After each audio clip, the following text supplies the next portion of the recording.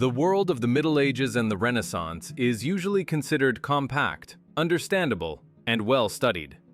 But this is merely an illusion created by modern history textbooks. We are told that national borders marked the limits of the inhabited world, and everything that lay beyond them, unknown lands and seas, was merely a figment of the imagination, filled with biblical fears and superstitions. Official science persistently convinces us that the abundance of monstrous creatures on ancient maps is explained by the primitive principle of horror vacui, the fear of empty space. Allegedly, cartographers, not knowing what was in a certain point on the planet, simply filled the white spots with images of fantastic beasts with a single motivation. I don't know what's there, but I'll draw something scary for beauty. However, such an approach seems not only naive, but also an intentional oversimplification of the reality of the past. If we cast aside skepticism and view these documents as reports rather than as works of art, a completely different picture opens up before us. Ancient maps were not merely entertainment or decorations for studies, but complex navigational instruments upon whose accuracy the lives of entire expeditions depended. People living in those eras, with rare exceptions, did not have the opportunity to travel, and maps became their only reliable source of information, a kind of portal to those regions of the globe where an ordinary person would never reach. And here arises the main question that historians diligently avoid. If ancient masters, with striking precision, sometimes inexplicable for their level of technology, depicted the coastlines of continents, riverbeds, and mountain ranges, why do we consider them madmen when it comes to fauna? It is illogical to assume that a man capable of charting the complex coastline of Norway or Iceland would, right there next to it, draw an invented monster just for fun. In a world full of dangers, where every venture into the open sea could be the last, such disinformation would have been criminal. It is much more likely that sea monsters and fairy tale creatures were a completely familiar, organic part of the natural and cultural landscape of that time. They were applied to parchment not as decor, but as a strict warning. A species capable of destroying a vessel lives here. These images served as markers for zones of high biological risk. Perhaps those territories that we are used to calling unknown lands were not unknown at all, but forbidden. They were guarded not by mythical dragons, but by entirely real forms of life that dominated the ocean and unexplored territories. Giant creatures capable of dragging a ship to the bottom, and treacherous sirens. This is not folklore, but the forgotten biology of the planet, where man was not yet at the top of the food chain, and was forced to survive surrounded by hostile and powerful fauna. Maps of the past are not adventure books, but survival instructions in a world that we have lost or intentionally forgotten. Diving deeper into the logic of the creators of ancient maps, we encounter a concept that may seem naive to modern man, but in the context of an alternative view of history, it takes on a frightening meaning. In antiquity and the Middle Ages, there was a persistent belief, bordering on a scientific law of that time. Every land animal has its direct prototype in the depths of the sea. This is the so-called mirror principle, according to which the ocean is a reflection of the land, but a distorted, more ancient, and dangerous reflection. That is why in the margins of navigational documents we see creatures labeled as sea bear, sea pig, sea elephant, or sea cow. Official science interprets this as a poverty of imagination on the part of artists, who simply attached fishtails to familiar beasts. But such a view ignores the possibility of the existence of a completely different, parallel biosphere. If we view the ocean as a gigantic reservoir where life originated and developed according to its own laws, different from those on land, then the presence of such creatures ceases to be fantasy. This may indicate that in the past, the planet's genetic environment was much more plastic and diverse. The aquatic element, hiding colossal spaces in its depths, could have served as a kind of laboratory or refuge for species that we are used to considering evolutionary dead ends. What cartographers depicted as hybrids could actually have been remnants of pre-flood fauna, where evolution proceeded along parallel paths, creating amphibious life forms adapted to extreme conditions of pressure and temperature. These sea doubles were not mythical chimeras, but distinct biological species occupying their niches in the global ecosystem. In this context, monstrous creations that terrified sailors look not like allegories, but as documented facts of encounters with an aggressive external environment. Giant octopuses, capable according to legends of dragging an entire ship to the bottom along with the crew. Or seductive sirens, whose nature was likely based on complex biological mimicry to lure prey, were part of everyday reality. The ocean in those times was perceived not as a transport artery, but as a hostile cosmos inhabited by competitive species, many of which surpassed humans in strength and adaptability. The imagination of cartographers was not limited by anyone, but perhaps they did not have to invent anything. They merely recorded the diversity of life forms that still existed in those centuries before the onset of global climatic or technogenic changes that led to mass extinction, or the retreat of these creatures to unreachable depths. Sea pigs and other chimeras are evidence that Earth's biosphere was dual, and its aquatic part lived by rules that we, the inhabitants of the land, have long forgotten or lost the ability to understand, leaving only fairy tales and superstitions from real zoology. Among the multitude of documents that have come down to us from the depths of centuries, one stands out for its frightening detail and density of information. The Carta Marina, created by the Swedish churchman and diplomat Olaus Magnus, is often perceived by modern art historians as a masterpiece of engraving, teeming with invented sea creatures. However, if we change our lens and look at this document through the eyes of a military strategist or an explorer of forbidden territories, the aesthetic value fades into the background, giving way to grim practicality.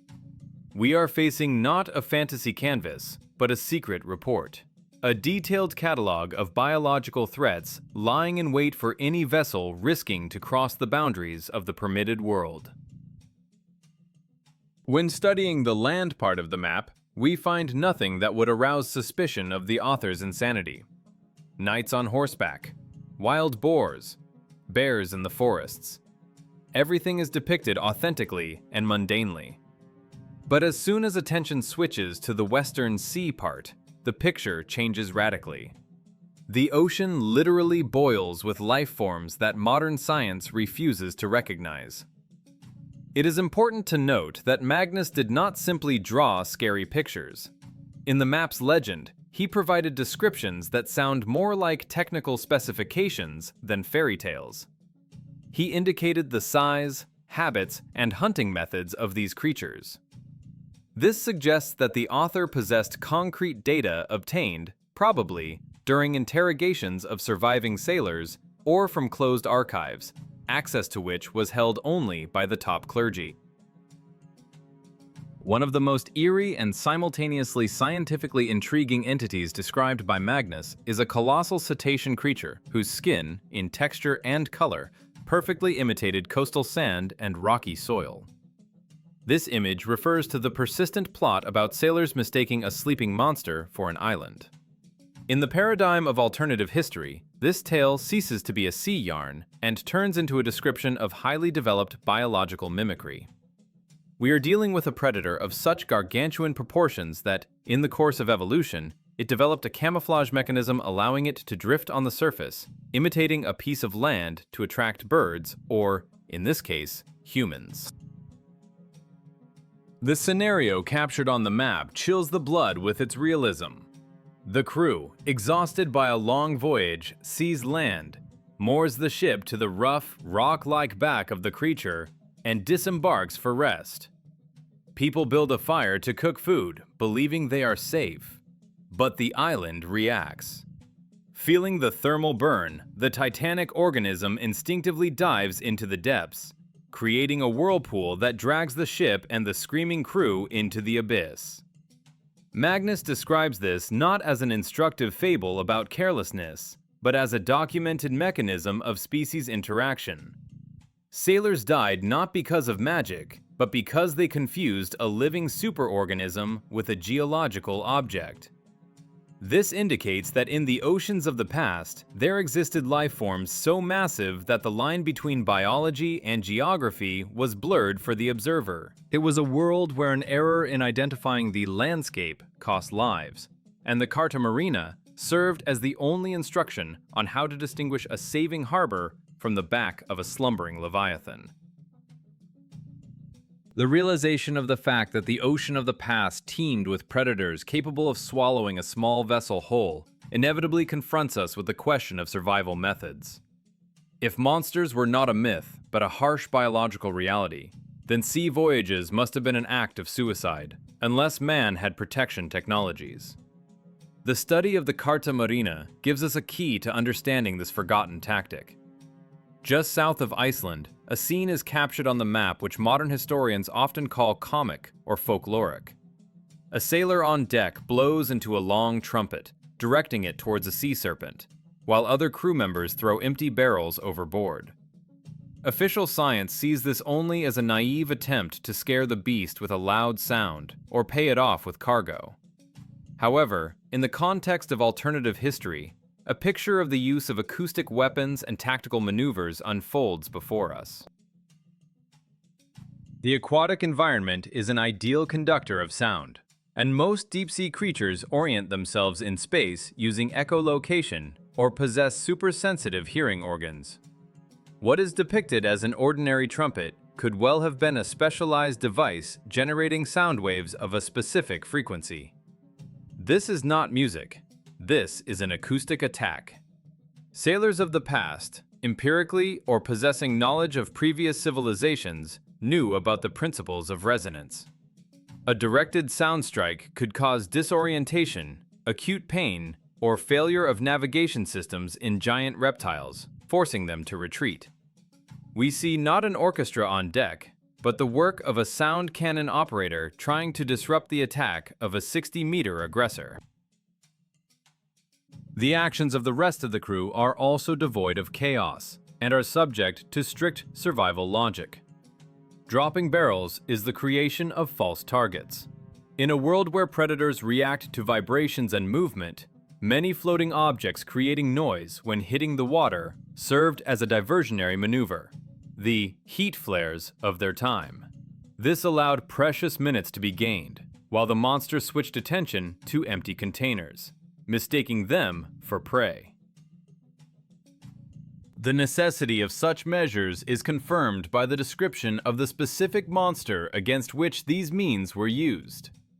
Olaus Magnus provides frighteningly precise data about a creature that lived off the coast of the Norwegian city of Bergen. It was not an abstract dragon, but a specific biological species, a serpent about 60 meters long and 6 meters thick. It lived in deep underwater caves and crevices, going out to hunt in certain seasons.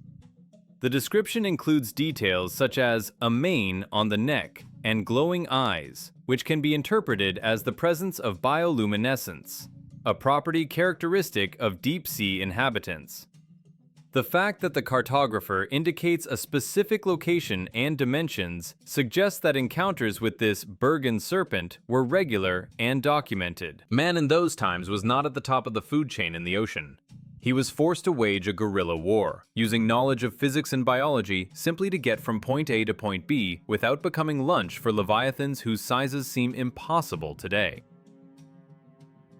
If we continue to turn the pages of this grim atlas, we will discover that the ocean was inhabited not just by predators, but by creatures whose very existence defies modern physics and biology. The degree of strangeness here rises to the limit, making one question what we know at all about the evolutionary path of our planet. One of the most monumental and frightening characters of the map is the Leviathan. Although this name refers us to Old Testament texts, Olaus Magnus depicts him not as metaphysical evil, but as a specific biological species. On the map, only the head of this giant is visible, rising from the water like a rock. but the accompanying text dispassionately reports, "The body length of this monster is about 100 meters." For modern academic science, such a figure sounds like absurdity. Biologists will unanimously declare that a creature of such size could not feed itself, or would be crushed by its own weight. However, in the paradigm of alternative history, this testimony becomes key evidence that conditions on Earth in the past were fundamentally different.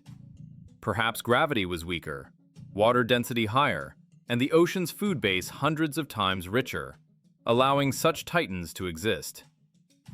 Leviathan is not a mistake of nature, but the apex of the food chain of the world of giants that we have lost. No less shocking appears another creature recorded by the Cartographer. We are talking about the so-called sea swine or sea boar. This creature looks so grotesque that one involuntarily wants to attribute it to the sick fantasy of the artist. The body of a fish, the head of a predatory beast, multiple eyes located all over the body. But skepticism is shattered by one detail: the exact dating. The annotation states that this monster was observed in the North Sea in 1537. The presence of a specific year turns the drawing from a mythical illustration into a chronicle of incidents. This is a record of contact. 1537 is a time when people already knew how to distinguish a whale from a seal. Consequently, we are facing a documented fact of observing a mutant or chimera, possibly spawned by genetic processes of that era unknown to us. But the most dangerous from the point of view of navigation was perhaps the Ziphius, a monster with the head of an owl and the body of a fish, armed with a huge dorsal fin blade resembling a rhinoceros horn. At first glance, a swimming owl seems like an absurdity, but the description of its attack tactics makes the blood run cold. This creature acted like a living, sentient torpedo. Ziphius specialized in destroying ships. It swam under the bottom of the vessel and slashed the wooden hull with its sharp fin, making a breach. After that, the monster did not just swim away, but waited until the hapless crew ended up in the water. This behavior indicates targeted aggression against man-made objects. Such creatures were not just animals, but biological weapons of the ocean, effectively clearing their domains of human intrusion, and their disappearance, perhaps, became the main condition for the beginning of the Age of Discovery. When we ask ourselves where all these titanic lifeforms that dominated the oceans of the past disappeared to, the simplest answer seems to be a reference to climate change or natural cataclysms. However, the history of humanity teaches us that the most terrible and effective tool of species extinction is not nature, but human greed and economic expediency. If we look at the Carta Marina not as a collection of scary stories, but as an economic document, it becomes obvious that we are facing not just habitats of monsters, but a map of deposits of the most valuable biological resources. These creatures disappeared not because the climate changed, but because a total hunt was declared on them, comparable to a gold rush. On the map, one can notice strange green objects drifting in the water, which Magnus and other cartographers labeled as ambergris. Official history tells us that ambergris is a wax-like substance formed in the digestive tract of sperm whales, which was valued at the weight of gold and used in perfumery to fix scents, as well as in medicine as a panacea for many diseases. But let's think, was an entire industry of medieval Europe really built on accidental finds of chunks washed up by the sea on the shore? This sounds extremely unconvincing for a developed civilization. In the paradigm of alternative history, ambergris and substances like it were not accidental debris, but a vital organ or gland of giant sea creatures, for the sake of which entire fleets were equipped. Maps of that time indicated with precision where exactly sea boars, Ziphiuses, and other Leviathans were found. precisely because each of these creatures represented a floating warehouse of unique chemical compounds.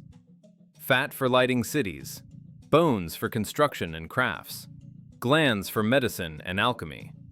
The body of a monster was a priceless trophy. The economy of the late Middle Ages and Renaissance may have critically depended on the extraction of these bioresources. Monsters were not enemies in the mystical sense. They were competitors for resources, or were themselves a resource that needed to be extracted from the ocean at any cost. Such a pragmatic, cynical view completely changes the perception of the history of navigation.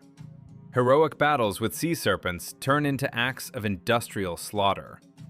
We see the map not as a warning, "Don't go there, it's dangerous," but as an instruction, "Sail there, there is money."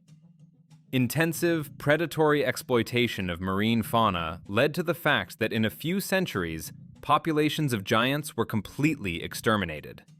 Man, armed with harpoons, acoustic weapons, and cunning, methodically cleaned out the ocean, destroying a unique biosphere for the sake of immediate profit. What we call myths today are the echoes of the industrial era of the past, when ambergris was not harvested on the beach, but cut from the bodies of fallen giants, whose images remained only on yellowed parchment. The ocean became empty and safe not by itself. We made it so, turning majestic monsters into perfumes, candles, and medicines. The silence that today shrouds the expanses of the world ocean is not a sign of natural tranquility. It is the silence of a graveyard. If we compare the density of life recorded on the Carta Marina and other documents of that era with the current biological desert, a legitimate question arises. Where did the dominance of marine fauna disappear to? Where did the 100-meter serpents, armored leviathans, and chimeric sea pigs, observed by thousands of witnesses just a few centuries ago, go? Official science tries to explain this by evolution or myth-making, but evolutionary processes do not work at such speed. The disappearance of megafauna in 300 or 400 years is impossible from the point of view of natural selection. This suggests that we are dealing not with natural extinction, but with an artificial process. The Great Cleansing of the Planet. In circles of alternative history researchers, the hypothesis is increasingly voiced that our modern civilization is developing in a kind of sterile incubator. The world we see today was subjected to global terraforming, or forced pacification.